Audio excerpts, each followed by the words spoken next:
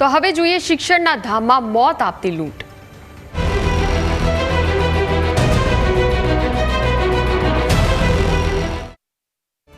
રાજકોટની બીએ ડાંગર કોલેજના વિદ્યાર્થીના આપઘાતનો મામલો। કોલેજ કેમ્પસ ડિરેક્ટર આત્મન મહેતાએ ચોંકાવનારો ઘટસ્ફોટ કર્યો છે।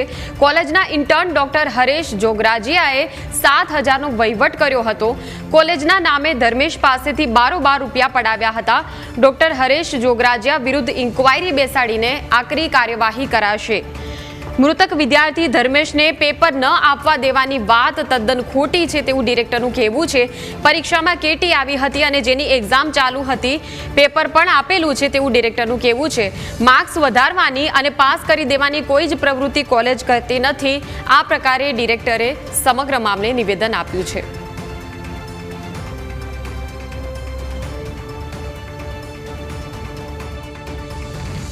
આ વાતમાં જે 7,000 રૂપિયાનો જે ઉલ્લેખ થાય છે એ વાત સાવ ખોટી છે। એના ઘણા આધાર પુરાવો મારી પાસે પડ્યા છે, એ હું મીડિયા સમક્ષ રજૂ કરવા તૈયાર છું।